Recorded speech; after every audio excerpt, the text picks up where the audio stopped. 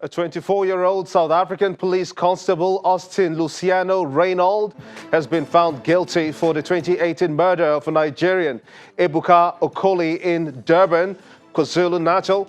Reynold is accused of killing Okoli by shooting him at close range and robbing him during an unauthorized raid on the community where he resides. This, for some Nigerians, is good news considering many unsolved cases involving the killing of Nigerians in xenophobic attacks and other means. What does this mean to the South African people?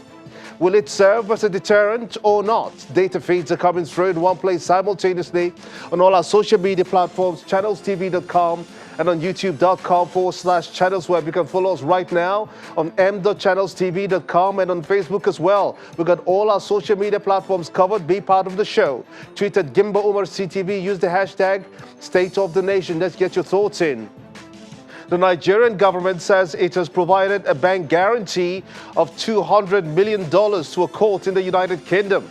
This is part of its efforts to overturn the $9.2 billion judgment debt delivered against it by a British court in favor of an Irish firm, Process and Industrial Development (PNID), which the government says is a result of fraud and corruption. According to the Attorney General of the Federation and Minister of Justice, Abubakar Malami, in a statement on Thursday, the development is a positive step for Nigeria to set aside the judgment.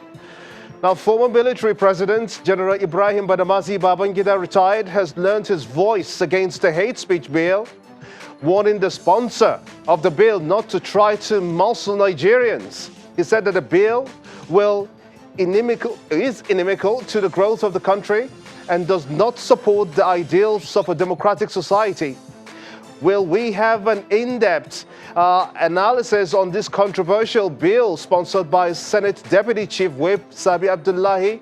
We'll be looking very closely to see how it unfolds tonight. It's prime time here in Lagos, and this is State of the Nation. Welcome everyone, wherever you're watching from across the world. I am Gimba Umar and this is State of the Nation. Many are resisting it, while others are perhaps saying, give it a second chance. One person who has lent his voice against the hate speech bill, warning the sponsor of the bill not to try to muzzle Nigerians, is the former military president, General Ibrahim Badamaasi Babangida, who is speaking to the national leadership of the NUJ on Wednesday in Minna, the Niger State capital, on a very controversial bill that has caused a lot of diversion. Well, according to Babangida, there is no basis for the hate speech bill before the National Assembly, and no one can muzzle the voice of Nigerians. He said it definitively. A lawyer and human rights activist, Emmanuel Anene, joins us from our Abuja studios. Many thanks indeed for coming on the show at this time. And with me in our Lagos studios is a public affairs analyst and a security consultant as well, Mr. Olaide Ario. Many thanks for coming on the show as well. But let's start with you in Abuja, Barrister Anene. As a lawyer, is a bill against hate speech a good or bad thing? Thank you for having me. Good evening, Nigerians. If we say the hate speech bill pending before the National Assembly is a bad idea, it's an understatement. The bill is unfortunate, it's uncalled for, it's unwarranted, it's illegal, and is targeted at muzzling Nigerians from expressing themselves against the government. Now, come to think of it, the opposition the bill has so far generated is enough for the National Assembly to drop the bill and apologize to Nigerians. But they wouldn't do that because the bill is intended to divert Nigerians from asking necessary questions as to good governance in this country. That is why they are still hanging on to the bill with the opposition generated by way many Nigerians against hate speech. So let me say this for once. B.C. Akonde, who was the acting chairman of ACN, described former President Jonathan as a kindergarten president. Was that a hate speech or not? When Mr. President went to America, in granting one of the interview, he said some persons gave me 5%, some persons gave me 97%. Those persons that gave me 5%, you expect me to treat them equal? To the supporters of Mr. President, he was picking the facts to it. He was telling truth to power. But to the people that are affected by the 5%, is it a hate speech? If you go to Mr. President's stronghold to say, Mr. President is performing fantastically well, that is not a hate speech. But if you go to a certain part of Nigeria that believes or relate to believe that Mr. President is not performing well, is that not a hate speech to them? Is that an inciting statement to them? Now, when you read section 319 of the Criminal Code, he provided for an inciting statement. He criminalizes it. What the hate speech bill sought to provide had already been provided for. There is law against criminal defamation, libel, and sedition. There is a civil suit. If you make any publication to the extent that anybody felt defamed, then the person can go to court either by criminal procedure or by civil procedure to get damages. Why are they not exploring this? It is intended to divert Nigerians and to shut Nigerians from criticizing the government. That is my opinion. Back to you. Well, you're starting on a very, very high note, but I'll come back to you so that we can get it even more clearer and then get your submissions more coordinated. Let me get your thoughts on this, Mr. Rio, because I know that you've been following up on this discussion surrounding the hate speech controversy and who is in support of it or not. But this one was sponsored by Senator Sabi Abdullahi, the Senate Deputy Chief Whip. It didn't start today. It started when he was in the 8th Assembly. Right. It has passed the second reading now. That's the point at which that bill is. But what sort of impact do you believe this will have on the country? Definitely, it's already having extremely negative impacts. Now, the first step we want to take is to ask, what constitutes a hate speech? If you recall that when President Jonathan was here, he was so maligned, he was so abused that with his own mouth, he said he was the most abused and most insulted president in the world. Now, all the people who are abusing him, maligning him, and calling him all sorts of names, they were not animals. Neither were they angels or saints. They were Nigerians, human beings, that were majorly in the opposition party, which today is ruling and reigning in Nigeria. Now, the question is, like I said earlier on, what constitutes a hate speech? Now, here we are. You just heard in Zamfara that the governor and the House of Assembly just passed a bill cancelling the humongous allowances which are meant to bring retirement benefits for governors, ex-governors of the state. They had to do that because the way they were going, a time will come when they will spend the entire weight of the state to pay retired governors. But that's not hate speech. I'm just telling you. Now, when we are here, the train that was declared open less than a year ago broke down in Abuja yesterday, and passengers, commuters, were having to physically push the train to work. Am I allowed to discuss this? That our debt profile was barely 2.4 trillion naira 5 years ago, and today is 28 trillion naira or thereabout. Am I allowed to discuss that? That we are spending more money to pay for subsidy than what PDP was spending then. But you just heard on the previous program before now, so, the presidential spokesperson made the clarification on that, saying that it is not out of order for Nigeria to go on borrowing. Fantastic. But when they now coach all these things and say hate speech, what are we looking at? If a retired general who ruled Nigeria under a military regime could come out and tell you, you cannot muzzle Nigerians, I think it's common sense that should dictate to whoever is behind this to walk away and tell Nigerians that we are sorry. Okay? Perhaps they meant well, but it has now turned out that they are do-gooders who will do no one any good. We cannot survive or sustain our democracy under such an obnoxious, wicked, and inhuman rules. Because we'll get deeper into that one, right, to see if it is humongous, because there are some questions I would like to get your views on, considering that this sponsor of this bill is having this one with a good intent, we have been told. So he said. Let's see at some point when we'll get to that point and see if you will agree to some parts of it, because I've read that bill. I don't know if you have, but we're going to x-ray that bill very shortly. But let's get to our Abuja studios. There is no basis for this hate speech. That's what the former military president Ibrahim Badamasi Babangida said, and he said that no one should muzzle the voice of Nigerians. That much he was able to pass across.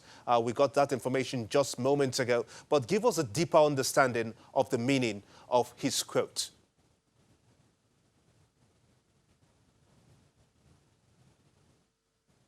Mr. Anene, can you hear me? Yeah, I can hear you. Yes, I was just asking you, give us a deeper understanding of the meaning of that quote. If you understand me very well, like my colleague in the Lagos said, what constitutes the hate speech? Is it the government that will sit down and determine what is hate speech, or the court of law, or what they think is good or bad for Nigerians? Like, let me clarify what I said earlier. I said the former acting chairman of HCN described former President Jonathan as a kindergarten president. Was that a hate speech or a love speech? Then I said, Mr. President, at one point in time, said certain persons gave me 5 and 97%. Then those persons that he said he's not going to treat the way he treated the people that gave him 97%, would they consider it as a hate speech or a love speech? Now, if you go to America, for instance, after election, there are state tagged Democratic state, Republican state, and swing state. No matter who they bring, they are going to vote in a particular way. Voting a particular way does not mean that they hate a particular president or not. They just voted in the way they used to vote. But that is, having said that, for instance, the spokesperson of the president just spoke glowingly about borrowing. Now, if you now condemn the borrowing, that if you now ask the government, the money they have borrowed since 2015, where is the money? They may consider it as a hate speech. Now, if you look at what former President Babangida said, there is no need for this bill pending, apart from taking the minds of Nigerians away, about asking questions about good governance. If you know that some state governments have not even appointed their commissioners, some local governments have gone into Siberia. Look at the recent promotion in Nigerian police force. If you go to a certain part of country, they were underrepresented. If you speak against it, it becomes a hate speech. That is why there is no basis for this. If I may just come in here, because you are the lawyer in this instance, there are sections of the Constitution that effectively covers issues like libel, defamation. What Sabi says, what Senator Sabi says, that those ones are grossly inadequate to tackle hate speech. So what do we do now? Do we look at hate speech in isolation and then look at defamation as well as libel in isolation? Will that suffice to be able to get this hate speech bill to scale through? No. If the laws are insufficient as to dealing with a particular situation, the best thing is to amend the law and not to duplicate or replicate the law with another. You go to Singapore, for crying out loud, and photocopy their law and impose it on 21st century Nigerian. And you think we are going to take it? Okay. We'll go on a very short break. We'll go on a very short break. When we come back, I'll allow you to conclude on your trail of thoughts, and then we'll have it to continue. We'll be back after these messages. Join us again. Welcome back. Mr. Anene, I have looked at this proposed piece of legislation, really. But when you look at the subhead National Cohesion and Integration Act, where it talks about an act of the National Assembly to promote national cohesion and integration by outlawing unfair discrimination, some elements in the eastern part of this country, if you will, have said that they have been largely marginalized. Just the underlying word here is largely marginalized. Can that be classified as a discriminatory statement? You see, thank you for that question. The most recent promotion in the police force, there is marginalization walking in the street. If you criticize the police for that action, they will consider it as a hate speech against the police. Now, the same National Assembly, which Sabi is part of, threw away Southeast Development Commission. When the same National Assembly passed Northeast Development Commission to rebuild Northeast when the war is still going on, and it threw away Southeast Development Commission that said they know how to fund the commission. Is that not a hate action? And when you speak against it, they consider it as a hate speech. Look at the breach of federal character by this administration. Is that what you're going to talk about? Do you think the president that has immunity will not be covered by immunity clause if he goes against this National Assembly Act? Why are we deceiving ourselves? Forget the grammar they titled it. It's not going to address anything. It will put Nigeria in chaos. It will put Nigeria in disorder. There will be a frosty relationship in Nigeria if this bill is passed into law. And that is why I'm calling on National Assembly. Let me bring it to Mr. Rio here in the bill. studio. Mr. Rio, just while we're on the break, one of our very intelligent cameramen also made a suggestion that perhaps that the name is where the problem is. Perhaps we should not call it hate speech. But you also believe that there are countries in this world that have gone to a tipping point such that little speeches that will seem to suggest hate to a particular tribe. In Rwanda, for instance, where we had a genocide situation between the Hutus and the Tutsis. Perhaps this is the kind of situation that Sabi Abdullahi sees and says we must begin to nip it at the bud before we get even to that point, such that you and I may not even be safe on the streets anymore. May I remind you that the shenanigans that we had in the name of campaign between 2014 and 2015 were way above what happened in those places. And what happened? We didn't go to war over it. We had the elections, the winners were declared, and the man who lost wasted no time in congratulating the man who supposedly won the election. Are you saying our resilience will stand in for us? Are you saying our resilience will stand in for us? We are resilient, we are mature people, we are reasonable people. An average Nigerian now has that consciousness and understanding.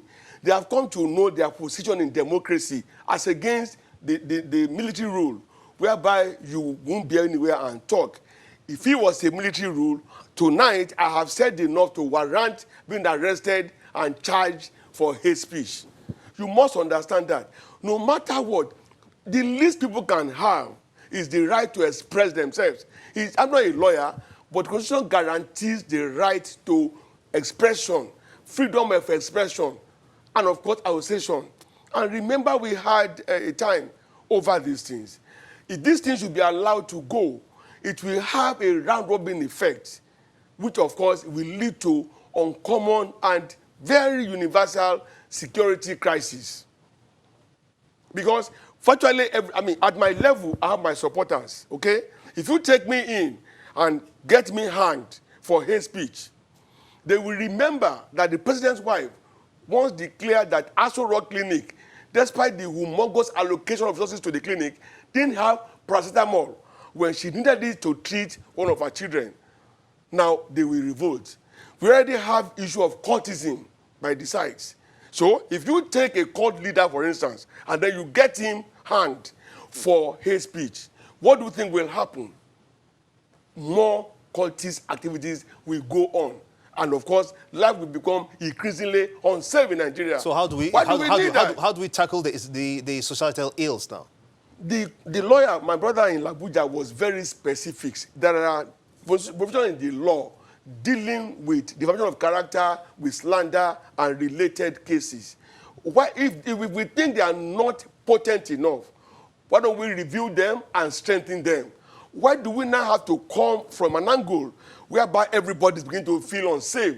Remember that we voted in the present government. So why are we now being hardened as if we are animals that must be given a particular direction without a right to think? No, it's still in the process. It's still in the process. It's only past second reading. It's not a law just yet. You say, but let me get the views of Mr. Anene in Abuja. Hold on. Where is he going? Hold on. Let me get the thoughts of Mr. Anene. Now, Senator Sabi stated that the preliminary assembly, the parliamentary assembly of the Council of Europe, which is a 47-nation member organization, in its report identified threats posed by hate speech to include exclusion amongst minority groups, alienation, marginalization, emergence of parallel societies, and ultimately radicalization. Would you say that these elements are not being seen today in our societies?